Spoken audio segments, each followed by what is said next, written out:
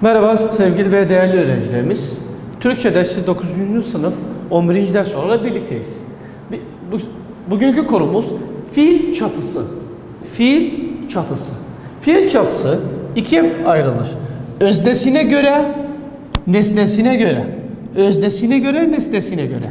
Öznesine göre etken, edilgen. Bak yanlışlık yapmayın arkadaşlar. Her zaman yanlış yapıyorsunuz. Öznesine göre özne olduğu zaman, yani isim olduğu zaman etken, edilgen. Nesnesine göre olduğu zaman geçişli, geçişsiz şeklinde ikiye ayrılır. Bak öznesine göre etken, edilgen, nesnesine göre geçişli ve geçişsiz şeklinde ayrılır. Birinci, biz etken fiili alalım. Etken fiil ne diyor? Gerçek öznesi olan fiillerdir.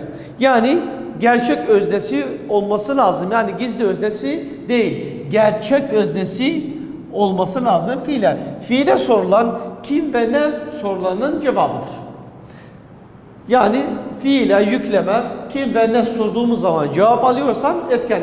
Yani kısacası eğer cümle öznesi belliyse o etken bir fiildir. Etken fiilde işi kendisi yapar. Bak işi kendisi yapar. Başkası yapmaz. Yani etken fiil birincisi öznesi belli olması lazım. İkincisi işi kendisi yapar. Ali arabasını yıkadı. Yıkadı. Buraya baksak kim arabasını yıkamış? Kim yıkadı? Ali yıkadı.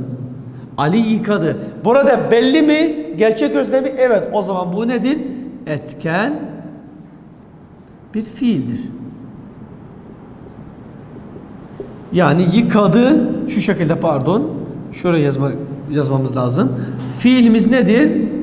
Etken fiildir. Niye? Gerçek öznesi var ve kim ve ne sorusuna cevabı veriyor. İşi kendisi. Ali arabasını yıkadı. Ben yıkadım. Kendim yıkadım.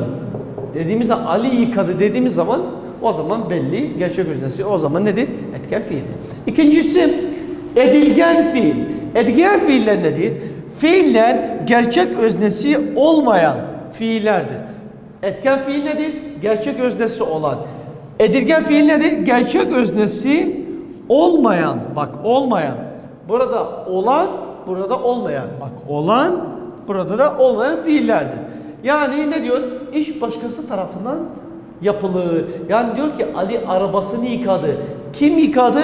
Ali yıkamış. Ali nedir? Burada gerçek özne var. Etken fiildir. Ama edilgen fiillerde nedir?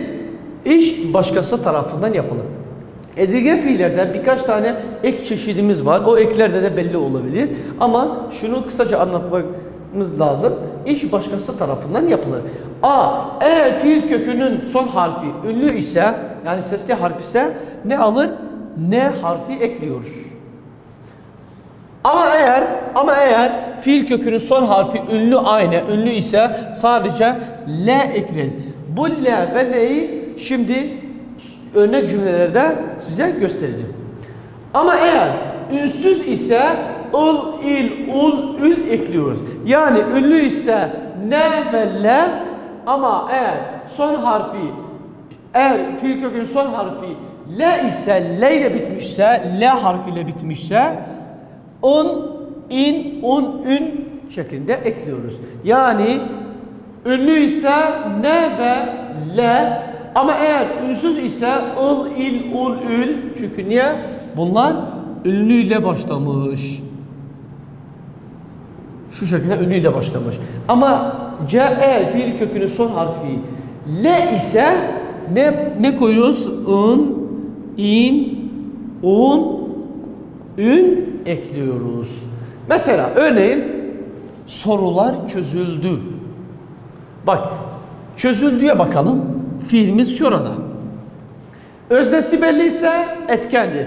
Öznesi belli değilse edilgendir. Bu birinci ipucu. İkinci ipucu. Burada ne dedik? Özne belli. Ama etkende iş kendisi yapar. Ama edilgende iş başkasının tarafından yapılır. Bu iki. Üçüncüsü edilgenlerde ne, le, ıl, il, ul, ün ve ın, in, un, ün ekleriyle çözebiliriz. Sorular çözüldü. Kimin tarafına çözülmüş? Başkası tarafına çözülmüş. Bu bir. Yani bu edilgen fiildir. Bu bir edilgen fiildir. Nerede de bulabiliriz? Bakın arkadaşlar. Le. Çözmek. Çözül. Fiil kökünü çıkarttığımız zaman ül eki kalır. Şu şekilde. Çözüldü. Çözmek fiil kökü. Ul ekini aldığımız zaman le ifade ediyor. Yani dedik ne? Le, ıl, il, ul, ül, le, ın, in, un, ün şeklinde gördüğümüz zaman ya da başkası tarafından yapıldığı zaman buna ne diyoruz? Edilgen. Bak ne dedik? Edilgen. Bak edilgen le. Le dediğimiz zaman yani başkası tarafından yapılmış ama gerçek öznesi de belli ise ona etken diyoruz. Örnek cümlelere bakalım. Örnek cümleler etken mi ya da edilgen mi diye bakalım. Kayıp çocuk bulundu. Kayıp çocuk kendisi mi çıkmış ya da başkası tarafından bulunmuş? Buraya bakalım. Bakın bulmak un eki var. Bu bir. Bir de öznesi var mı bunun? Hayır. Kimin tarafına bulunur? Başkası tarafına bulunur. O zaman bu nedir? Edilgen. Buna edilgen diyoruz. İkinci, kitap Tolga tarafından bulunmuş. Bulunmuş. Bak bulmak un. Kimin tarafından kitap bulunmuş? Tolga tarafından. Burada kendisi bir şey yapmış mı? Hayır. Başkası yapmış. O zaman bu nedir? Edilgen. 3. Babam her gün kitap okuyor. Kim kitap okuyor? Babam. Babam okuyor. Babam dediğimiz zaman kim kitap okuyor? Babam. Burada öznesi belli mi? Evet belli. O zaman nedir? Etken. Etken bu bir ipucu. İkinci ipucu okuyor. Hiçbir la, ul, il, ul, ün ya da un, in, un, ün şeklinde ekleri almış mı? Hayır o zaman etkendir. 4. Bütün sokaklar temizlendi. Bak temizlendi. Bütün sokaklar temizlendi. Kimin tarafından temizlenmiş? Başkaları tarafından temizlenmiş. Başkaları tarafından ise bu bir. İkinci le, iki de var burada. O zaman nedir bu? Bu bir edilgendir. Edilgen ekidir. Kapı hızlı vuruldu. Kimin tarafına vurulmuş? Başkası tarafına vurulmuş. O zaman başkası tarafından ise nedir? Edilgen. Edilgen. Bir de vurmak, bir de ul eki almış. Buraya da dikkat etmek zorundayız. Evet arkadaşlar, öznesine göre yaptık, aldık. Bu sefer ikincisi nesnesine göre. Nesnesine göre dediğimiz zaman geçişli fiil ya da geçişsiz fiil dememiz lazım. Geçişli fiil nedir bakalım? Nesnesi olan ya da nesne alabilen eylemler geçişli eylemler denir. Yani ne olması lazım?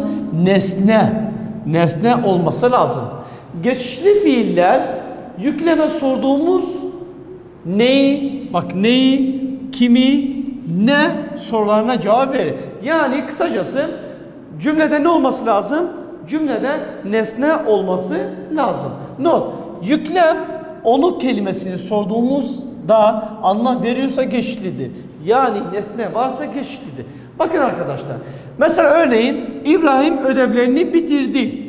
Bitirdi yüklemdir burada. Bitirdi yüklem. Daha sonra burada ne bulmak zorundayız? Nesneyi varsa bu geçişlidir. Yoksa geçişsiz olur. Bu başka bir ipucu da var. Onu kelimesini yükleme sorduğumuz zaman onu kelimesini yükleme sorduğumuz zaman anlam taşıyorsa, anlam veriyorsa geçişlidir. Vermiyorsa geçişsizdir. Onu bitirdi. Taşıyor mu? Evet taşıyor. O zaman nedir? Geçişli. Geçişlidir. Bu şekilde geçişlidir. İçeriden su getirdi. Onu getirdi. Taşıyor mu? Evet taşıyor. O zaman nedir? Geçişli. Li. Hakem kaleciyi maçtan attı. Attı yüklem. Onu attı. Oluyor mu? Evet, anlam veriyor. O zaman ne değil? Geçişlidir. Yani nesneyi oluyorsa bak, İbrahim ödevlerini, neyi bitirdi? Ödevlerini. Bak, içeriden su getirdi. Neyi getirdi? Mesela ne getirdi? Su. Ha, nesnenin belirtili ya da belirsiz olması fark etmez. Sadece nesne olması lazım. Hakem kaleciyi maçtan attı. Neyi attı? Kimi attı? Kaleciyi. Kaleciyi dediğimiz zaman burada bir nesne var, o zaman geçişlidir. No. Bazı cümlelerde fiiller geçişli olduğu halde nesne bulunabilir. Çünkü geçişli fiiller nesne alan ya da nesne getiren fiillerdir. Bakın arkadaşlar, biz burada geçişli fiillerde iki tane önemli ipucu verdik sizlere. Birincisi, nesne olması lazım şartıyla, yani belirtili ya da belirsiz olsa da fark etmez. İkincisi, eğer onu kelimesini, onun sözcüğünü yükleme sorduğunuz zaman anlam taşıyorsa bu geçişlidir. Anlam taşımıyorsa geçişsiz olarak oluyor. Burada dikkat etmek zorunda olduğumuz notu da hatırlatalım. Onu yaptık, anlam veriyor ya da vermiyor da nesneyi de bir bulun. Nesneyi bulamadığımız zaman yanlış çıkabilir, dikkat edelim. İkinci B, geçişsiz fiil. Nesne almayan fiillerdir. Geçişli nesne alan, geçişsiz nesne almayan. Örnek, herkes bu espriye güldü. Güldü yüklem. Ne güldü? Olmuyor. Kim güldü? Olmuyor. Neyi güldü? Olmuyor. Kimi güldü? O da olmuyor. Olmadığı takdirde ne soruyorduk? Onu. Bu ikincisi. Onu güldü. Anlam taşıyorum. Bak ne dedik burada? Onu bitirdi. Onu getirdi. Onu attı. Bak anlamıyor. Ama burada onu güldü. O zaman nedir bu? Geçişsizdir. Not. Eğer yükleme onu kelimesini sorduğumuzda anlam vermiyorsa geçişsizdir. Eğer onu kelimesini sorduğumuz zaman anlam taşımıyorsa o zaman geçişsizdir. Örnek, Ali'nin sözlerine çok güldük. Güldük burada yüklem. İlk önce onu kelimesini alalım. Onu güldük. Oluyor mu? Hayır, olmuyor. Tamam, o zaman hemen kafana geçişsiz geliyor. Ama nesneyi de bakın var ya da yok olduğuna bir bakalım. Ali'nin sözlerine çok güldü. Ne güldü? Ali'nin sözlerine çok. Neyi güldü? Olmuyor. Kimi güldü? Kim güldü? Olmuyor o zaman. Olmadığı takdirde nedir bu? Geçişsizdir. Böylelikle nesnesine göre ve öznesine göre cümlede vurgu konuları teker teker anlattık. Umarım herkes anlamıştır. Herkese teşekkürler.